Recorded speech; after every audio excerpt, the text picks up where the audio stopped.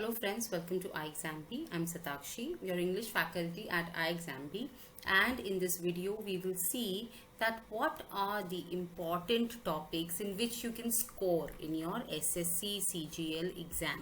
So friends, firstly we will see that what are the topics that come in SSC CGL exam. We know that we get 25 questions from English section in this exam. And now हमें क्या लगता है that English से अगर हम डर रहे हैं, बहुत कुछ लोगों को बहुत ग्रामर से डर लगता है. सो वी विल सी कि अगर आपकी ग्रामर अच्छी नहीं भी है या अगर आपको लगता है कि ग्रामर आपको बहुत ज़्यादा समझ में नहीं आती है, तो भी आप without the help of grammar आप केवल वोकैबुलरी या और चीज़ों की हेल्प से कैसे आप इंग्लिश सेक्शन में स्कोर कर सकते हैं. So friends, before we move ahead, I would like to tell you about our offer that we are running on iExamB website.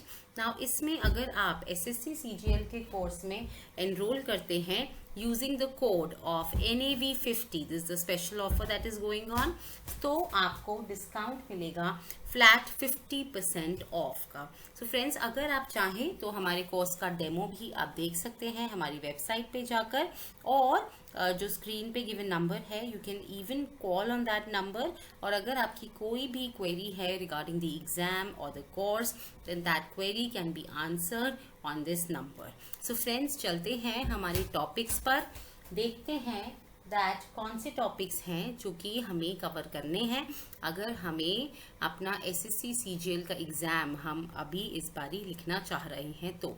Now friends, firstly आपको ये ज़रूर आता है कि पार्ट्स ऑफ अ सेंटेंस को रीअरेंज करना, या काफ़ी सेंटेंसेस हैं, एक पैराग्राफ ऐसे फॉर्म होता है, सो इन सेंटेंसेस को अरेंज करना, राइट. तो इसमें आपके ऑप्शंस इस तरह से दिए जाते हैं, जैसे ये ABCD करके CDE करके सपोज 5 सेंटेंसेस हैं, तो CBAED ऐसे आपको ऑप्शंस दिए जाएंगे. फर्स्ट ऑप्शन ये भी कुछ ऐसा ही अरेंजमेंट होगा ऑप्शंस का, राइट. सो ये हो गई बात अभी आपके अगर rearrangement of parts of a paragraph आता है. तो पार्ट्स ऑफ अ सेंटेंस कैसे होता है, पूरा सेंटेंस दे रखा है, उसको पार्ट्स में डिवाइड कर दिया और फिर जंबल करके आपके सामने दिया गया है. ये केवल SSC CGL में नहीं, बाकी भी जो आपके SSC के एग्जाम्स हैं, CHSL हो जाए, इस तरह के एग्जाम्स हैं, इन सब में जो rearrangement of parts of a sentence या पार्ट्स ऑफ अ पैराग्राफ ये आ जाते हैं. सो ये एक ऐसी चीज है, ये एक ऐसा टॉपिक है जिसमें अगर आपकी ग्रामर वीक है, सो तभी भी आप इसको अटेम्प्ट कर सकते हैं.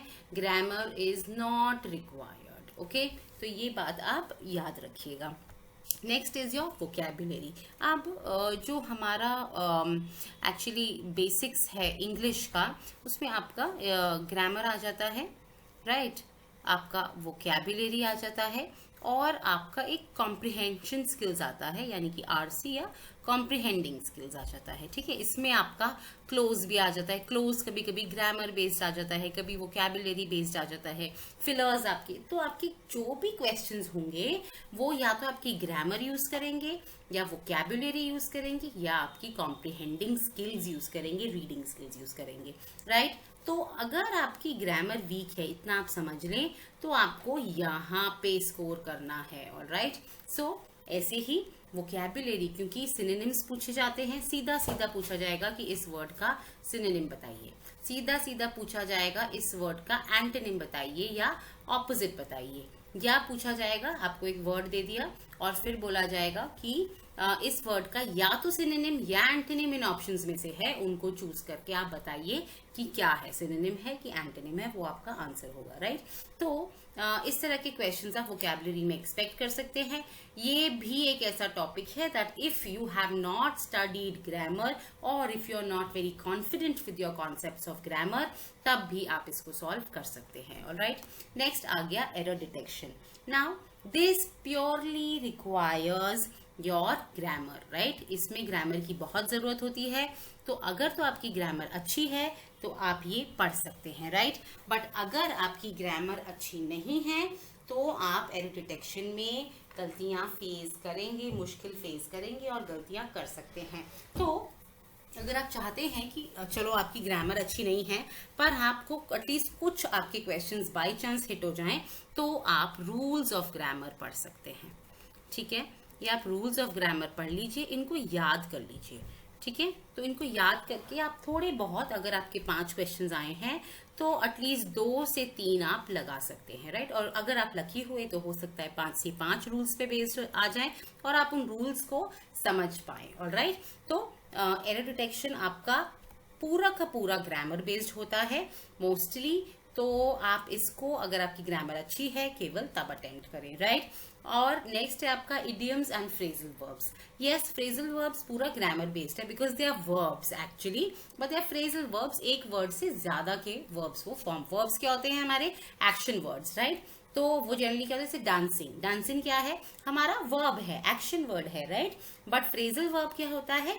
Dance on something, dance with something, right. ये हमारे फ्रेजल वर्ब्स हो जाते हैं।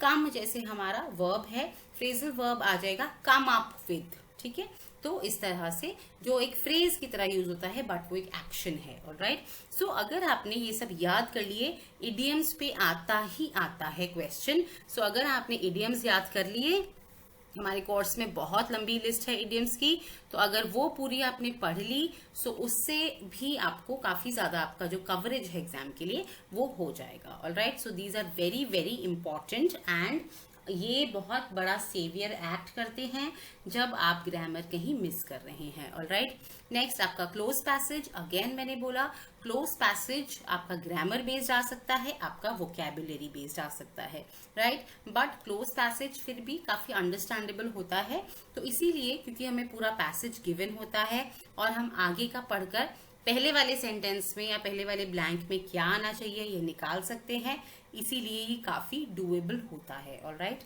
नेक्स्ट है आपका एक्टिव पैसिव वॉइस और डायरेक्ट इनडायरेक्ट स्पीच। ये पूरा पूरा ग्रामर बेस्ड है।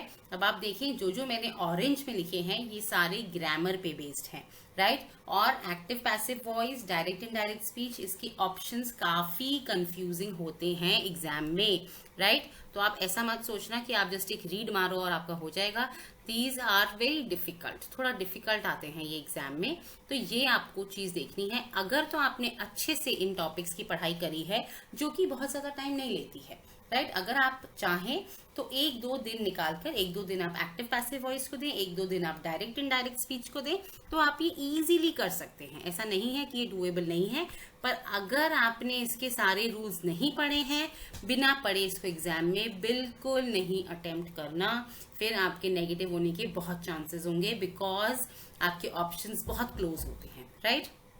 अब एक और लास्ट है हमारा फिल इन द ब्लैंक्स। ये अलग कलर में इसलिए है क्योंकि ये आपको वहां डिसाइड करना है, इवन क्लोज पैसेज ये आपको वहां डिसाइड करना है एग्जाम देते समय कि जो फिलर है वो वोकैबुलरी बेस्ड है, या तो ये देखो आपका ग्रामर बेस्ड आ सकता है, ठीक है, या आपका ये वोकैबुलरी बेस्ड आ सकता है, या आपका इडियम बेस्ड आ सकता है। अब इडियम वाला आया तो वो तो हमने पढ़ ही रखे हैं, जैसे हमने देखा यहाँ पर, यहाँ कवर हो जाएंगे, राइट। बट अगर वोकैबुलरी बेस्ड आया आप कर लेंगे, ग्रामर बेस्ड आया टाइम है अभी, पढ़ लीजिए, तो अब आप ये भी अटेम्प्ट कर पाएंगे। बट अगर मैं स्कोरिंग टॉपिक्स की बात करूं, वोकैबुलरी स्कोरिंग, ओके। नेक्स्ट मैं बात करूं, this is very scoring rearrangement of parts of a sentence, extremely scoring, idioms, phrasal verbs extremely scoring, and close passage extremely scoring, ठीक है। तो ये उन लोगों के लिए है जो कुछ पढ़कर नहीं गए हैं। यस, इडियम्स थोड़ा बहुत पढ़ लिया है, और प्रोवाइडेड कि उनको वोकैबुलरी उनकी अच्छी है, प्रोवाइडेड दिस, ओके। पर अगर आपकी वोकैबुलरी भी अच्छी नहीं है, ग्रामर भी नहीं पढ़ी है, तो अभी टाइम है, पढ़िए, ठीक है। और अगर आप थोड़ा बहुत पढ़कर भी गए हैं, ये 4 टॉपिक आप अटेम्प्ट करेंगे, कट ऑफ तो डेफिनेटली क्लियर हो ही जाएगा। Alright, so friends, this is all for this video. और अगर आप चाहें, if you want more information about our course or what are our offerings, you can visit our website or call us on this number that is given on the screen, या आप हमें hello@iexambee.com पे भी लिख सकते हैं। और अगर आपने हमारा चैनल सब्सक्राइब नहीं करा है, please do, and please do not forget to press the bell icon.